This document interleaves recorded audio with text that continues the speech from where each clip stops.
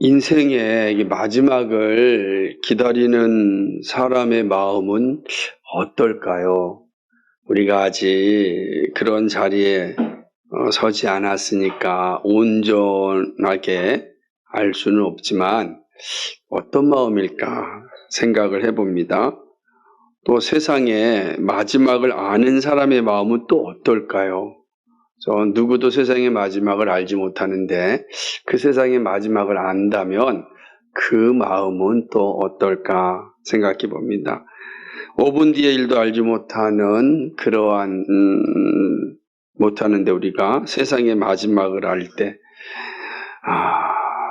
참 그 심정은 이루 말할 수 없을 것이다 이렇게 생각을 해 봅니다.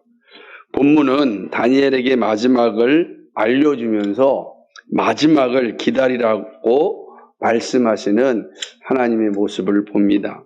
마지막을 기다리라는 말씀을 통해서 도대체 하나님께서 무엇을 가르치고자 하십니까? 하나님께서 마지막을 기다리라고 말씀하셨을 때 그 의미는 무엇일까? 질문하지 않을 수 없습니다. 오늘 우리는 이제 다니엘 마지막을 이제 보게 됩니다. 그렇게 되면 예언서 중에 이제 대예언서는 마지막이 되는 것입니다. 그래서 우리가 이제 이사야, 예레미야, 에스겔, 다니엘까지 쭉 살펴보았는데 그 가운데 이제 다니엘은 12장까지밖에 되지 않지만 그리고 다니엘이 담고 있는 내용은 참으로 묵직하고 또 어렵기도 하고 때로는 두렵기도 하고 또 때로는 우리에게 참된 믿음의 희망을 주는 그런 말씀입니다.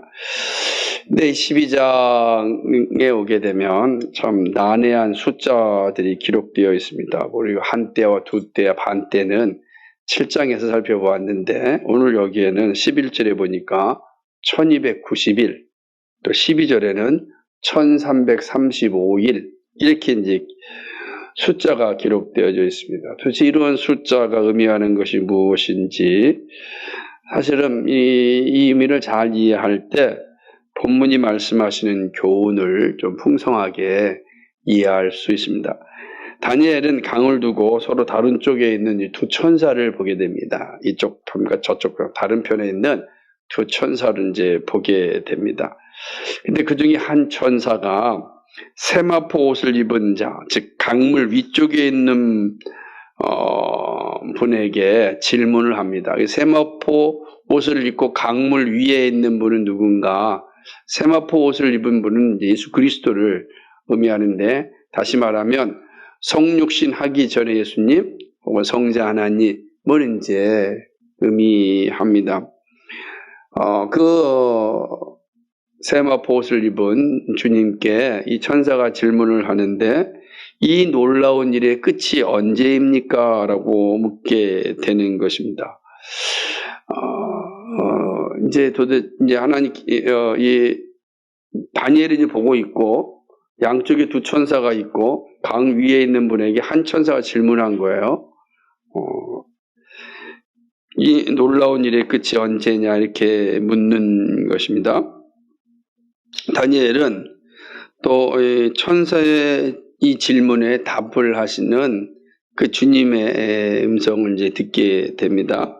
세마포 옷을 입고 강물 위쪽에 있는 자, 즉 성육신 이전의 주님께서 자기의 좌우에 손을 들어서 하늘을 향합니다. 손을 이렇게 드는 거죠. 그리고 하늘을 향하여서 영원히 살아계신 분, 하나님께죠. 하나님께 이제 묻게 되는 것입니다. 맹세하여서 그 하나님 앞에 맹세하여 하고 질문에 답을 하는 겁니다. 묻는 게 아니라. 그러니까 이 표현은 어떤 의미냐면 지금 대답을 할 때 그냥 대충 하는 것이 아니고 가볍게 하는 것이 아니다라고 하는 거예요. 엄중한 매우 중요한 것을 지금 내가 하나님 앞에 맹세하고서 너희한테 한다. 이렇게 이제 보여주시는 것입니다. 그러니까 지금 다니엘이 듣고 있는 이 질문에 대한 답은 매우 중대하고 또 매우 엄중한 그런 대답이라 할 수가 있습니다. 주님의 답은 이렇게 이야기합니다. 한때와 두때 반때가 지나서 성도의 권세가 다 깨지기까지 하니 그렇게 되면 모든 일이 다 끝난다라고 이제 7절에 말씀합니다. 한때와 두때와 반때는 이미 우리가 이 다니엘서 7장 25절에서 살펴보았던 그런 말씀입니다. 다시 한번 기억하자면 한때와 두때와 반때는 3년 6개월을 이제 의미한다고 하였습니다. 그렇다고 해서 3년 6개월이 그냥 숫자로서 3년 6개월을 얘기하는 것이 아니라 3년 6개월은 때를 의미하는 거예요. 때를 의미하는 거니까 단지 3년을 얘기하는 것이 아니라 그 상징적인 의미를 가지고 있다라고 하는 것입니다. 그래서 우리는 이 한때와 두때와 반때를 어떻게 살펴보았냐면 예수님의 초림부터 예수님의 재림까지의 그 종말의 시간을 우리 한때와 두때와 반때라 이렇게 이제 살펴보았습니다. 이 한때와 두때와 반때 이때는 이 종말의 시대에는 어떤 일이 일어나는가? 그는 성도의 권세가 깨진다 이렇게 말씀하고 있어요. 성도의 권세가 깨진다라는 것은 권세를 가졌다는 건 힘이 있다는 것이고 힘이 있다는 것은 평안함을 유지한다는 것 아니겠습니까? 권세가 깨졌다라고 하는 것은 이제 고난이 온다라고 하는 것을 의미하는 것입니다. 그래서 권세가 깨졌다는 건 이제 7장 25절의 말씀을 인용한다면 하나님을 대적하고 성도를 괴롭게 하고 또 때와 법을 번개하지 자연법과 도덕법을 자기 마음대로 바꾸는 행위들이 이 종말의 때에 일어난다라고 하는 것입니다. 정말 우리가 사는 세상도 그런 것 같지 않습니까? 하나님의 형상으로서 인간의 존재를 사람의 기호로 바꾸는 그런 행위들이 일어나고 있지 않습니까? 내가 마음만 이야기하면 반드시 남자가 여자가 될 수 있고 여자가 남자가 될 수 있다는 법안이 우리나라에서도 제출이 됐습니다. 나는 남자요. 난 남자요. 그럼 남자가 되고 난 여자요. 그럼 여자가 된다라는 게 물론 거기에 세밀한 어떤 과정들이 분명히 있겠지만 참 어지러운 세상이 되고 있음은 분명합니다. 하나님이 세우신 기준이 아주 근본에서부터 허물어지고 있는 그런 상황들을 이제 보게 되는 것이죠. 그러니까 이런 때가 바로 종말의 때다. 그런데 단지 기준만 깨지는 것이 아니라 권세가 깨졌으니까 이제 성도들이 고통을 당하고 교회가 박해를 받고 핍박을 받는 그러한 시간이다라는 것입니다. 적그리스도의 세력이 승리한 것처럼 보이는 그런 시대가 종말의 시대이다. 왜 그러냐면 이 시대는 단지 핍박만 있는 것이 아니라 이 적그리스도들의 이 미혹함으로 인하여서 하나님을 섬기고 교회를 세우는 자리에서 떠나 자신의 어떤 삶을 즐기고 자신의 권력을 세우고 그 자신의 만족만을 위하여 살아가는 그런 시대가 되었다라고 하는 겁니다. 그러니까 아니 이게 즐겁고 행복한 것이 많은데 무슨 교회 가가지고 거기에서 앉아 있느냐 이렇게 이야기하는 거죠. 교회 가는 사람들이 바보 같고 또 우습게 여기고 조롱하는 거죠. 우린 이렇게 즐겁게 놀고 있는데 왜 거기다가 네 시간도 네 물질도 다 이렇게 바치고 있느냐 라는 소리를 듣는 시대가 종말의 시대다. 이게 지금 다니엘이 본 겁니다. 왜? 성도의 권세가 깨져서 사람들이 조롱하거든요. 조롱하는 시대가 됐다. 이 조롱받으면 정말 힘들거든요. 조롱받으면 정말 힘들어요.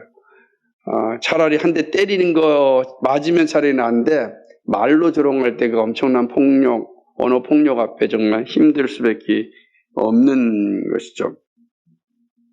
이것이 바로 한때와 두때와 반때의 시대에 일어나는 일이다라고 하는 것입니다. 다니엘은 이야기를 들으니까 이해가 되지 않는 거예요. 그죠? 뭐 다니엘이 이해가 됐으면 얼마나 좋았겠어요. 왜냐하면 다니엘 시대에 보이는 것도 아니고 다니엘이 살 것도 아니기 때문에 더더욱 어려운 겁니다. 그러자 이제 다니엘은 강물 위쪽에 있는 분 주님께 질문을 합니다. 내 주여, 내가 듣고도 깨닫지 못하였는데 도대체 결말은 어떻게 됩니까? 이렇게 질문하는 거죠. 그러니까 한때와 두때 반때 잘 모르는데 결론은 어떻게 되느냐? 이제 우리가 모를 땐 그렇게 종종 얘기하잖아요. 결과만 얘기해 주세요라고 하듯이 이야기를 합니다. 다니엘도 이제 잘 이해가 안 되니까 이때의 결과는 어떻게 됩니까? 라고 이야기하는 것이죠. 그래서 주님께서 다니엘에게 답을 합니다. 근데 이 답 내용이 참 재밌는데 다니엘에게 이 말을 마지막까지 간수하고 봉합하라 라고 이야기하는 것입니다. 9절 말씀이에요. 한번 잘 보세요. 그가 이르되 다니엘아 갈지어다 이 말은 마지막 때까지 간수하고 봉합할 것임이니라. 이게 마치 동문서답처럼 들리지 않겠어요?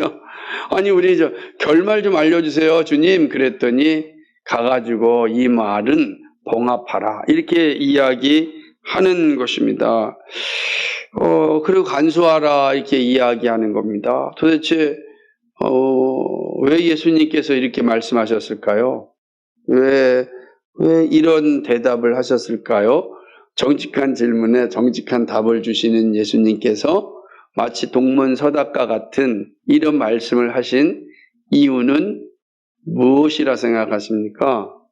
왜 그랬을까요? 뭐 본문에 왜 그랬는지에 대한 이유가 나타나 있지는 않습니다. 그러나 우리가 한번 생각해 볼 수 있습니다. 그것은 예수님께서 다니엘에게 이 마지막 종말의 때를 알려진다고 해서 알 수 있을까요? 알 수가 없는 거죠. 종말의 때를 알 수가 없는 거예요. 그리고 이 다니엘이 또 종말의 시간을 살 수도 없지 않습니까? 다시 말하면 예수님의 오심과 그리고 다시 오실 예수님 그 사이에 사는 분이 아니거든요. 지금 아직도 예수님이 올라오면 긴 시간이 남았는데 그러니까 다니엘에게는 그 사실을 알려줘도 다니엘은 알 수가 없습니다. 그러나 그 일은 반드시 이루어질 일입니다. 그러니까 뭐 하라고요? 이 말씀을 잘 간수하라는 거예요. 그래서 이 말씀이 이루어지는 것을 보는 사람들로 하여금 이 종말의 때는 하나님께서 약속하셨던 그리고 하나님께서 미리 알려주셨던 그런 날이구나를 깨닫게 하기 위함이라는 겁니다. 다니엘에게 주신 이 말씀이 없다고 한다면 오늘 우리가 종말을 살아갈 때 이 이해하기가 어려울 거죠. 그런데 하나님께 미리 다니엘에게 종말의 때의 모습을 알려주므로 오늘 우리가 이 시대를 살아가면서 왜 오늘 이 시대가 이렇게 교회가 핍박을 받고 그리고 조롱을 받고 왜 사회가 이렇게 죄악으로 가득 차 있는지를 알게 되는 겁니다. 그게 종말의 때의 모습이기 때문에 그렇다는 의미입니다. 그래서 예수님께서는 다니엘의 질문에 대하여 우리가 생각할 때 동문서답 같은 이야기지만 그러나 다니엘이 해야 될 일만 가르쳐 줬다라고 하는 것이죠. 그리고 다니엘에게는 그리스도의 오심을 준비하는 소명이 주어졌지 종말의 결말을 알 필요가 없는 겁니다. 그래서 다니엘은 그러니까 예수 그리스도 그 예수 그리스도를 준비하는 그런 소명만 준 겁니다. 왜냐하면 그는 그리스도를 바라보다가 하나님 품에 안기죠. 그리고 그리스도의 오심과 죽으심과 부활하심과 승천하심과 다시 오심 사이에는 다니엘이 볼 수가 없는 겁니다. 또 알 수도 없죠. 왜? 오신 그리스도가 있어야 그 다음이 이루어지니까. 그래서 다니엘에겐 이러한 대답을 하신 것이 아닌가 이렇게 생각해 볼 수가 있습니다. 이 말씀은 또한 성경이 기록된 이유를 분명하게 보여주는 것이죠. 무슨 말이냐면 성경은 개인의 어떤 궁금증, 호기심을 이렇게 알려주기 위하여 기록된 것이 아니다라고 하는 것입니다.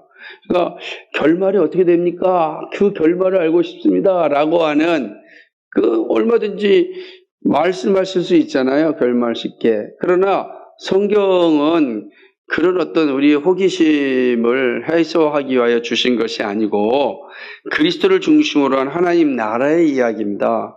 그런 모든 것이 다 그리스도를 향하고 그리스도를 중심으로 하나님의 나라를 바라볼 수 있어야 됩니다. 그것이 성경을 우리에게 주신 이유인데 단지 한 개인의 호기심을 해소하기 위해 주신 것이 아니다 라고 하는 사실을 우리는 기억해야 되는 것입니다. 그러나 그때의 징조는 이제 말씀하죠. 그러니까 그때는 이런 징조가 있을 것이다 라고 하는 것이죠. 그러면서 많은 사람이 연단을 받고 스스로 정결하게 하며 회개할 것이다. 그러나 악한 사람은 악을 행할 것이라고 이야기합니다. 보게 되면 많은 사람이 연단을 받고 스스로 정결하게 되어 쉬게 될 것이다. 그러니까 이 시대에 많은 고난이 있고 어려움이 있지만 또 많은 사람들이 그 고난을 통하여서 자신의 신앙을 거룩하게 하고 또는 그 고난 가운데 하나님 앞에 회개함으로 깨끗함을 입는 일들이 일어난다는 거예요. 그러나 악인들은 계속해서 더 큰 악을 행하고 있다는 겁니다. 근데 악인들이 자신이 지금 악을 행하고 있는지를 알지도 못해요. 왜요? 이미 죄악의 지배를 받고 있기 때문에 자신이 지금 죄를 짓고 있는지 모르고 있다는 거예요. 그럼 이것이 하는 것이 죄인지 의인지를 알 수 있는 사람은 누구죠? 오직 지혜 있는 사람만 알 수 있다는 거예요. 지혜를 가진 사람만 시대를 분별할 수가 있다. 이렇게 이제 말씀하고 있는 겁니다. 그게 10절에 있는 말씀이에요. 그러니까 지혜 있는 자만이 깨달을 것이다. 라고 이야기하는 이유가 여기에 있습니다. 이 말씀은 종말에 있을 박해와 환란을 의미하죠. 악인들의 악행이 교회와 성도를 향하여 주어집니다. 다니엘은 이제 그 박해를 겪지는 않지만 그러나 분명히 이제 박해를 겪는 그런 날이 올 것임을 이 다니엘을 통하여서 보여주심입니다. 그러면서 아주 의미심장한 숫자를 알려주시는데 우리가 앞서서 살펴보았던 것처럼 1290일입니다. 근데 1290일을 이야기하면서 매일 드리는 제사를 폐하고 멸망하게 할 가증할 것, 즉 우상을 세울 때부터 1290일이 지날 것이다를 강조합니다. 물론 이게 가깝게는 에피파네스의 그 때에 예루살렘 성전에 우상을 갖다 놓고 이런 것들을 이제 볼 수는 있지만 그러나 종말의 때를 가르칠 때는 이때 우상들이 득실을 거린다라고 하는 거죠. 예배를 드리지 못하게 하는 예배의 자리에서 떠나는 이런 일들이 일어난다라고 하는 것입니다. 1290일이 지날 것이다 라고 이제 말씀하고 있는 것이죠. 그러니까 1290일 또 왜 1290일일까 그죠? 이 1290일은 한때와 두때와 반때를 3년 6개월이라고 한다면 1290일은 3년 6개월에다가 30일을 더한 날짜입니다. 한 달이 더 되는 거예요. 그러면 1290일과 한때와 두때와 반때는 다른 날인가? 이게 참 어렵잖아요. 이거를 해결하기가 참 어려워서 많은 학자들도 어렵고 그런데 최근에 와서 고대 근동의 문화들이 이제 좀 더 밝혀지면서 어느 정도 알게 되는 것 가운데 하나가 무엇이냐면 한때와 두때와 반때 3년 6개월을 태음력으로 그러니까 달력으로 이제 사용하게 되면 윤달이 들어갑니다. 그러니까 윤달이 들어가면 한때와 두때 반때는 정확하게 1290일이 되는 거예요. 그러니까 그래서 이제 결국은 1290일은 이 한 때와 두 때와 반 때와 같다라고 볼 수가 있는 겁니다. 그런데 그 뒤에는 또 뭐라 그러죠? 기다려서 1335일까지 이르라 이렇게 기록되어 있어요. 그러니까 1335일은 여기에 45일이 더 길어지는 내용인 것입니다. 그러니까 처음에 생각한다면 75일이죠. 한때 반 3년 6개월로 하면, 그러나 이제 그것이 3년 6개월이 1290일 같은 거라고 한다면 더 길어지는 날짜는 45일이에요. 그 왜 45일을 더 기다리라고 하셨을까라고 하는 것입니다. 그죠? 어렵죠. 근데 한번 어렵지만은 이렇게 생각할 수가 있습니다. 자, 우리가 한 때와 두 때와 반 때는 분명히 이 심판이 있을 것이다. 그리고 한 때와 두 때, 반 때가 지나면 주님이 재림하실 것이다. 이게 말씀하셨어요. 그런데 기다려서 1335일을 45일을 더 기다리라 라고 하는 것은 어떤 의미겠냐면, 우리가 주님 오신다고 했는데 너무 늦게 오시는 게 아닌가, 그렇게 생각할 수 있잖아요. 우리도 지금도 45일의 개념은 그런 의미를 가지고 있습니다.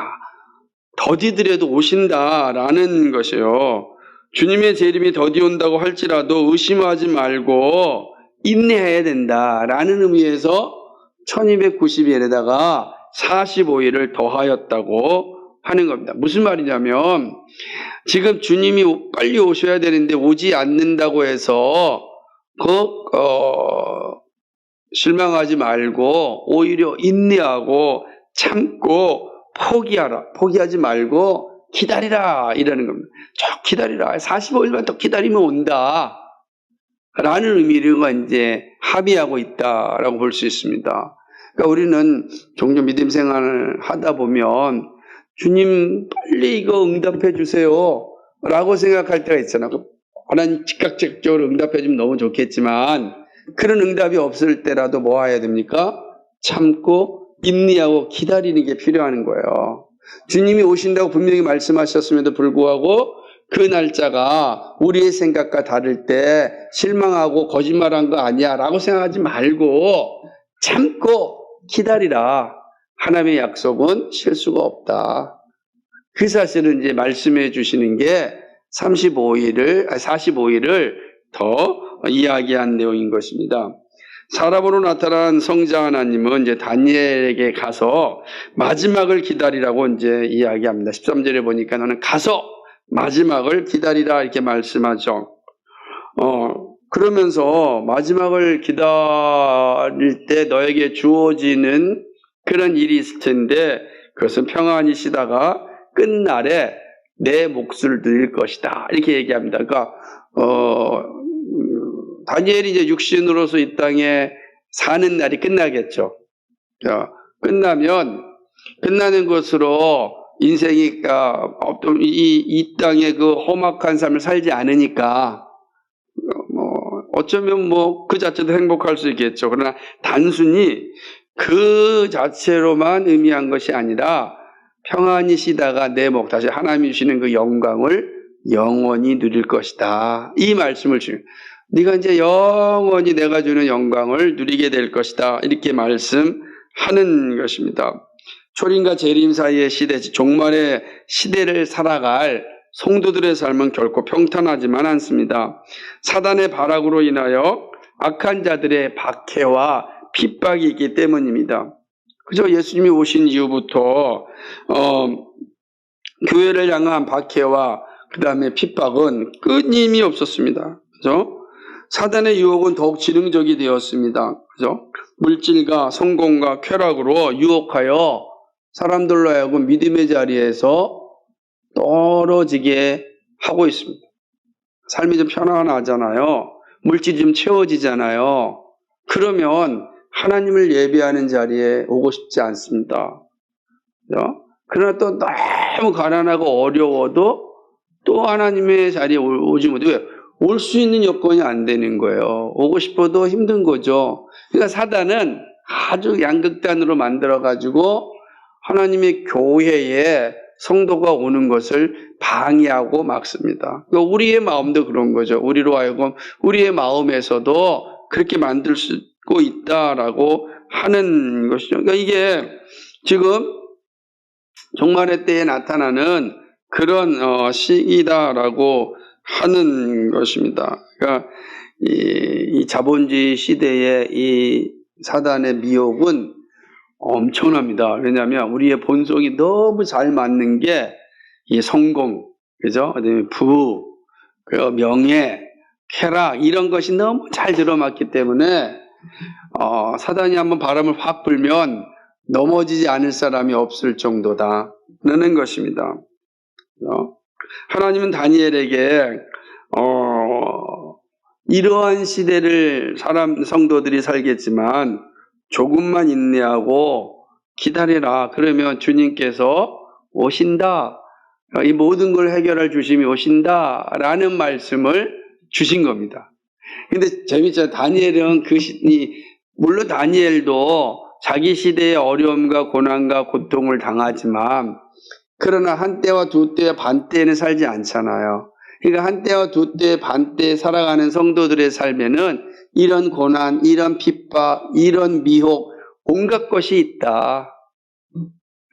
그걸 보여줘요. 그러면서 뭐죠? 그러나 그걸 포기하지 말고 인내하라. 조금만 기다리면 주님이 오셔서 그 모든 것을 해결해 주신다. 이 사실을 지금 다니엘을 통해서 알려주고 있는 것입니다. 예수님께서 마태복음 24장 13절에서 말하기를 누구든지 끝까지 견디는 자가 구원을 얻는다 이렇게 말씀하셨어요. 그러니까 끝까지 견딘다는 거는 좀 인내하는 거죠. 왜 끝까지 견뎌야 됩니까? 조롱과 핍박과 환난이 있기 때문에. 그러니까 그거를 견디는 자가 구원을 얻는다 이렇게 말씀하셨습니다. 나이 많은 다니엘이 이 말씀을 들었을 때 아마 많은 생각이 들었을 것입니다. 그는 바벨론으로부터 페르시아에 이르는 시간 동안 믿음을 지켰습니다. 이 믿음이 얼마나 귀한 것인지 그는 다시금 아마 깨달았을 것입니다. 야, 정말 자기의 앞으로 지난 생활도 삶도 하나 다 이렇게 믿음으로 지켜왔는데 이것도 참 고귀한데 앞으로 후배들이겠죠, 그죠? 후손들이 이 살아가야 될 이 종말의 시대는 정말 믿음 없이는 살 수가 없는 시대다. 이게 이제 다니엘이 본 것입니다. 다니엘은 이러한 그러니까 바벨론부터 페르시아에 이르는 긴 여정 가운데 믿음을 지켰고 하나님이 약속하신 대로 평안함 가운데 영원한 영광 속에 들어갔습니다. 이제 우리는 다니엘을 보지 못합니다. 그의 무덤만 볼 뿐이죠. 이제 그 다니엘의 말씀은 이제 우리에게 주어졌습니다. 이제 우리는 다니엘이 들었던 그 종말의 시대를 살고 있습니다. 우리는 지금 종말의 시대를 살고 있습니다. 예수님이 오셨고 다시 오실 그 사이, 초림과 재림 사이에 우리는 살고 있습니다. 그렇기 때문에 이 BC 사실은 이 세기에 주어졌던 이 다니엘에게 주는 이 말씀은 6세기에 주었던 이 말씀은 오늘 우리에게 가장 적합한 말씀이 됐다. 그렇죠? 우리에게 적합한 말씀이 됐다라고 이제 할 수가 있는 것입니다. 다니엘서는 사실은 참 이해하기 어려운 부분이 있죠. 왜냐하면 선명하게 딱 드러나 있는 말씀은 아니기 때문입니다. 예언 묵시문학이기 때문에 좀 어려운 부분이 분명히 있어요. 그러나 전하고자 하는 하나님의 메시지는 분명한 거죠. 종말의 때가 온다. 그때를 기다리고 인내하고 견디면 약속된 영광의 면류관을 받을 수 있다. 이 내용을 우리에게 말씀하고 있습니다. 그렇기 때문에 지금 좀 어려울 때 다니엘이 우리에게 말씀하는 건 이것입니다. 조금만 참아라. 조금만 참아라. 라고 하는 겁니다. 조금만 참으면 하나님이 하신 약속을 보게 될 것이다 라고 하는 것이죠. 이 조금만 참으라 라고 하는 이 말씀을 통해서 오늘 우리는 어떻게 살아야 될 것인지 말씀하시는 것 같습니다. 그래서 오늘은 이 다니엘서가 주는 가르침을 통해서 이 마지막 본문을 통해서 우리는 어떻게 살아야 될 것인지 함께 생각해보고 또 은혜를 나누고자 합니다. 첫 번째는 종말의 시대는 고난의 시간이지만 영원하지는 않다는 사실을 기억해야 됩니다. 고난의 끝은 약속되어 있습니다. 종말의 시간을 사는 우리들이 고난을 다 겪어야 합니다. 그죠? 말세에는 고통하는 때가 있습니다. 복음과 함께 고난을 또 받아야 합니다. 그러나 영원하지 않습니다. 이게 참 위로가 되는 거예요. 고난이 영원하다면 얼마나 끔찍하겠어요? 근데 오늘 날짜를 알려. 한때, 두때, 반때만이다. 영원하지 않다. 라는 사실을 알려주는 것입니다. 아무리 길어도 45일이다. 그 고난이 아무리 길어도 45일이면 끝난다. 3년 6개월 45일이면 끝난다라고 하는 것입니다. 1335일이면 끝난다라고 하는 것을 우리에게 말씀합니다. 이 다니엘에게 보여진 이 숫자는 고난의 시간은 정해져 있다는 것입니다. 여러분, 우리가 고난의 시간에 정해져 있으면 견딜 수 있지 않겠습니까? 우리가 조금만 견디면 해방되는데 이거 못 견디겠습니까? 그걸 보여주는 겁니다. 절대 영원하지 않다. 영원한 것은 하나님 주시는 영광뿐이지 영원한 삶뿐이지 이 고난이 영원하지 않다라고 하는 것이죠. 한때, 두때, 반때가 지나면 주님은 재림하십니다. 그렇죠? 그리고 이 땅에서 겪어야 했던 모든 서러움과 아픔과 슬픔과 박해와 고난과 핍박과 때로는 조롱이 다 씻어지는 평화를 누립니다. 도둑이 쳐들어온과 같이 순식간에 이 영광의 나라가 우리에게 올 것입니다. 다니엘을 통하여 약속을 하나님은 미리 알려주셨습니다. 믿음의 사람은 다가오는 고난에 절망하지 않습니다. 왜냐하면 이게 잠시 후면 끝나기 때문입니다. 그리고 주님이 주시는 평화는 영원토록 누리게 됩니다. 앞선 선배들이 이 믿음의 길을 걸어갔습니다. 80 노구의 노인인 다니엘이 그 길을 보았고 우리에게 알려주었습니다. 이제 우리가 이 바톤을 이어받아서 믿음의 길을 가야 합니다. 그죠? 믿음의 길을 가야 합니다. 끝까지 인내하고 영원하지 않는 고난, 그 사실 앞에 좌절하지 말고 인내하고 이겨야 합니다. 이러한 믿음의 자세가 있기를 소망합니다. 두 번째는요, 종말의 시대를 이기는 것은 말씀과 함께 인내하는 것입니다. 인생이 인내의 과정이 분명합니다. 10절의 말씀처럼 지혜 있는 자들은 다 압니다.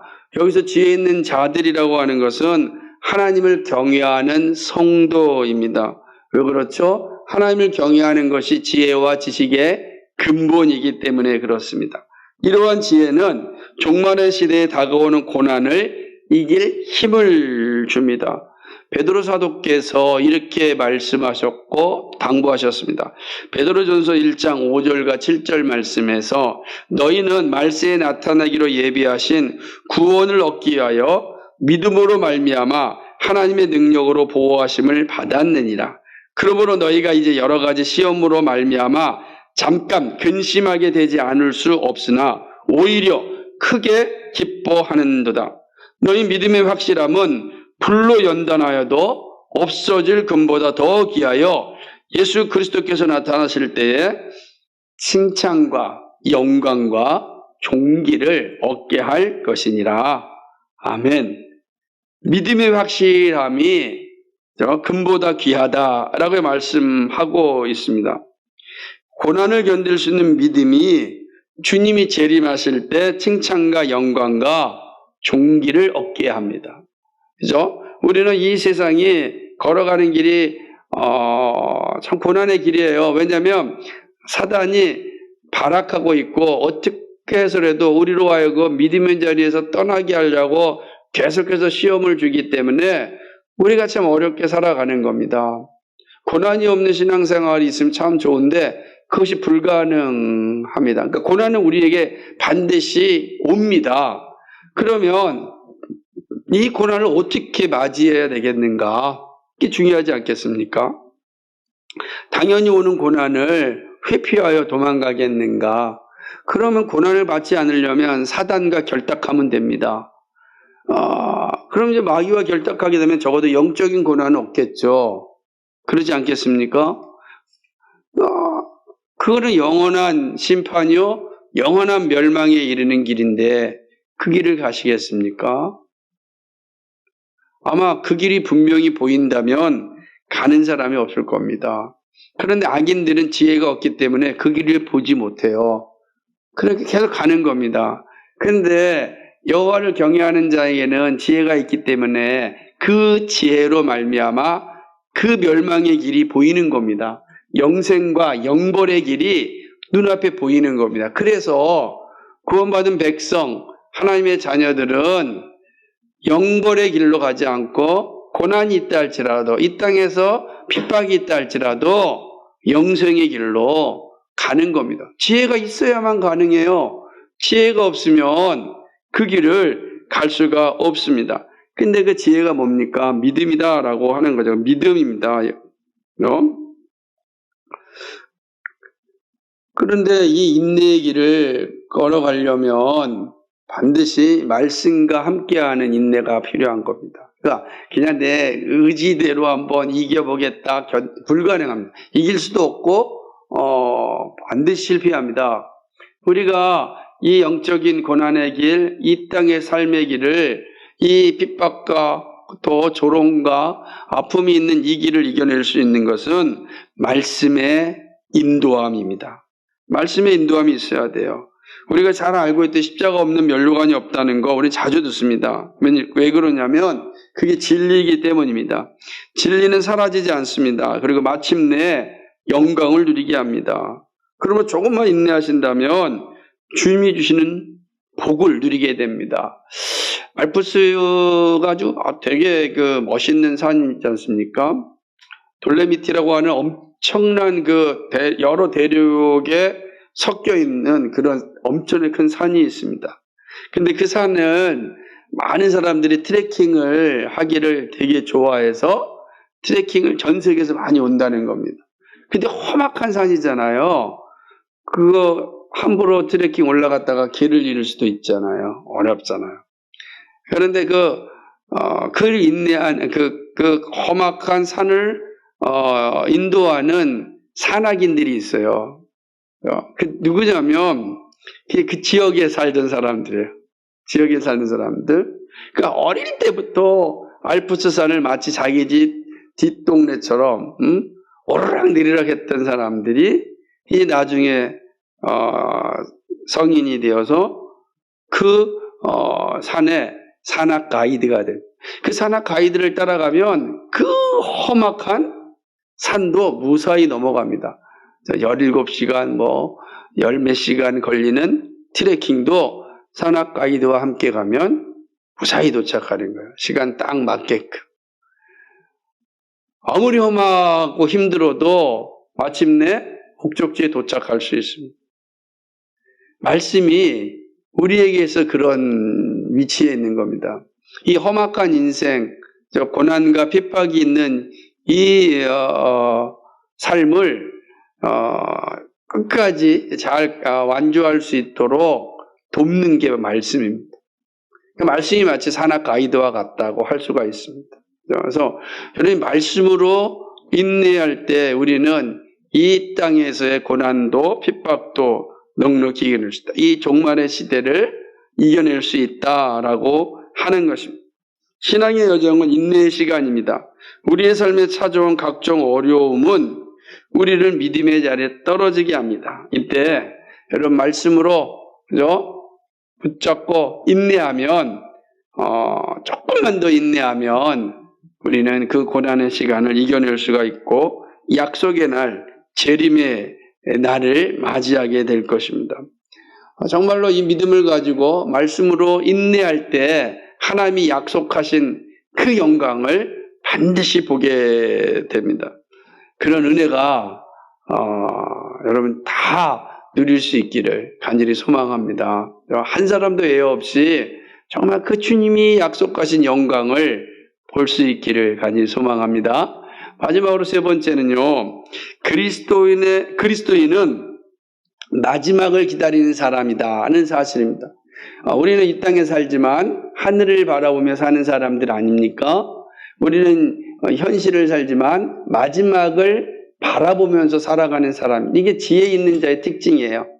지혜 없는 자들은 보이는 게 전부인 것처럼 살아가지만 지혜 있는 사람은 보이는 것이 전부가 아니라 보이지 않는 것이 전부임을 아는 사람입니다. 그래서 이 땅에 살지만 하늘을 바라보며 살아가는 사람이다. 오늘을 살지만 영원한 세계를 바라보며 살아가는 사람들입니다.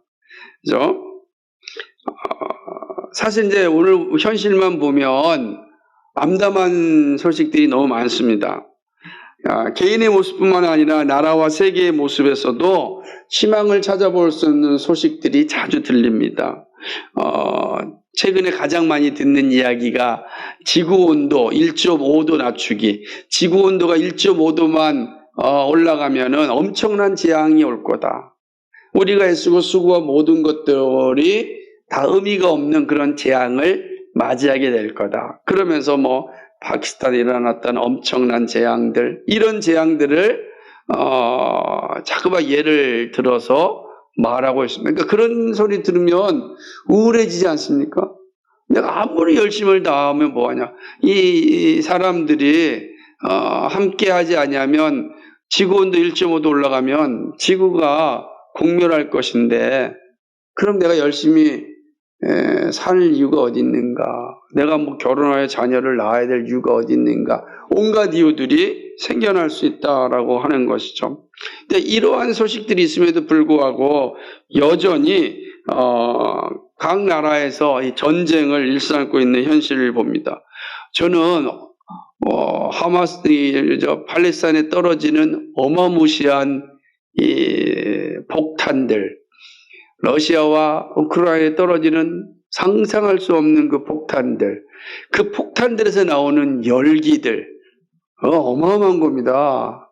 그런데 한쪽에서는 1.5도 올라가면 재앙이 온다 그러고, 한쪽에서는 1.5도 아랑곳 없이 수만 발의 폭탄을 터뜨려서 지금 1.5도 올리려고 애를 쓰고 있는, 이런 이야기 들으면 참 우울할 수밖에 없는 거예요. 삶이 참 왜 이럴까라고 하는 거죠. 더구나 경제적인 지표는 좀 많은 젊은이들로 하여금 결혼도 자녀도 포기하게 합니다. 오늘날 한국 같은 경우는 지금의 현실이 변화 없이 지속된다면 앞으로 30년 뒤에 대한민국은 정말 끔찍하다라는 소리를 많은 전문가들이 이야기하고 있습니다.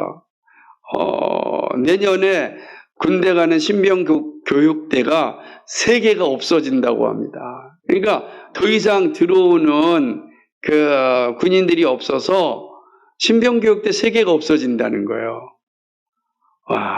그러니까 3개 사단을 책임져야 될 신병교육대가 없어진다? 참 남일이 아닌 것 같습니다. 그럼에도 불구하고 지금 더더욱 여전히 혼자 살고, 그리고 비혼주의자고, 또 그리고 아이 낳지 않고, 이런 것들이 아주 진보적이고 또 멋진 인생을 살아가는 거로 포장되어져 있는, 조금 더 힘들고 어려운 일을 하지 않으려고 하는 그러한 시대가 아니겠습니까? 그러니까 이런 얘기를 들으면 사실은 참 살 의욕이 많이 없는 세상입니다. 그러나 그리스도인에게는 이 세상이 전부가 아님을 우리가 알고 있습니다.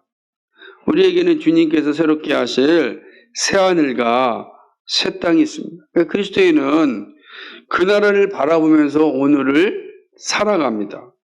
그리고 주님이 약속하신 영광과 평안을 누리게 되는 거죠. 그러니까 예수 믿는 사람들, 그리스도인은 누구나 다 이 영광의 선물을 받습니다. 예외가 없어요. 우리가 예수를 믿으면 다 이 영광을 누리게 됩니다. 그래서 우리는 이 땅에 살지만 하늘을 바라보는 사람입니다. 우리의 시민권은 하늘에 있습니다. 종말의 시간은 결코 우울하지 않습니다. 주님의 오심을 기대하는 시간입니다. 그렇기 때문에 그리스도인은 마지막을 바라보며 사는 사람들이라고 하였습니다. 이 마지막을 바라보며 사는 사람들은 게으르거나 절망 가운데 살지 않습니다. 하루하루를 최선을 다하며 살아가는 겁니다. 그러니까 그리스도인만큼 이 정말로 오늘 하루를 소중하고 최선을 다하여 살아갈 수 있는 사람이 없어요.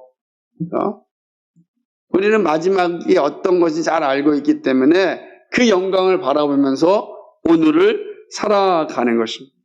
하나님께서 다니엘서를 통하여 이 사실을 우리에게 알려주셨습니다. 종말의 시대를 살아가는 너희들에게 내가 미리 알려주는데 절망하지 말라는 겁니다. 그렇죠?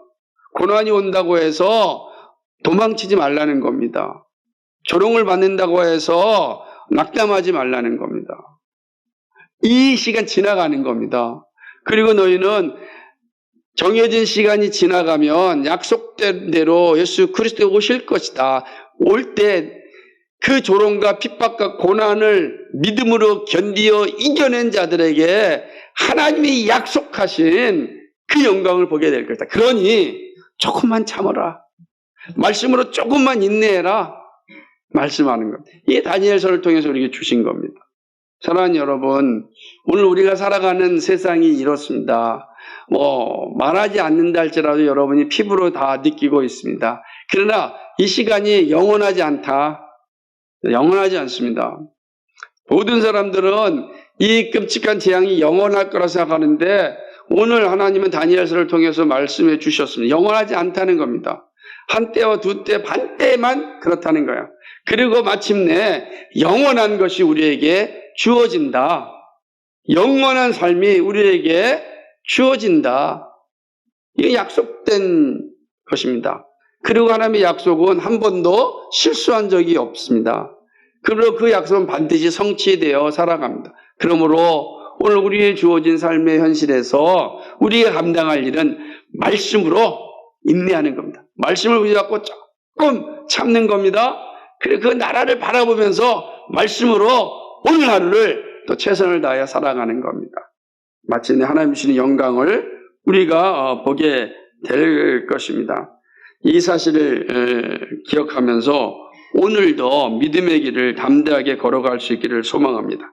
사람을 보며 세상을 보는 것이 아니라 주님의 약속을 붙잡고 종말의 시간을 이겨낼 수 있어야 합니다. 잠시 잠깐 오면 오실 예수님을 정말 다 같이 바라보면서 오늘을 이겨낼 수 있기를 주님의 이름으로 간절히 축복합니다. 기도하겠습니다.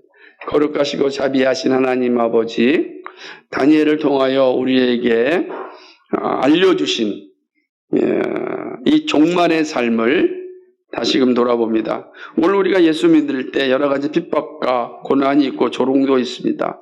교회의 권세가 많이 무너지는 걸 볼 때 하나님 정말 살아계시면 이럴 수가 있습니까? 라고 질문할 수 있습니다. 그러나 다니엘을 통해서 보여지는 것은 종말의 때가 그런 때라는 것입니다. 그러한 때에 정말로 믿음의 사람들은 말씀으로 인내하여 이겨낼 것이다. 이겨내야 한다. 그래서 약속된 그 영원한 생명을 얻어야 한다. 말씀하고 있습니다. 하나님 아버지, 오늘 우리가 이 다니엘서를 통하여 배운 대로 또 이 종말의 시대를 말씀과 함께 인내함으로 이겨나가고 마지막을 바라보면서 오늘 정말 믿음의 길을 말씀으로 견뎌낼 수 있는 저희들 될 수 있도록 인도하여 주옵소서. 그래야 주님이 약속하신 그 영광을 모두가 누릴 수 있도록 역사하여 주옵소서. 감사합니다. 예수 그리스도의 받들어 기도하옵나이다. 아멘.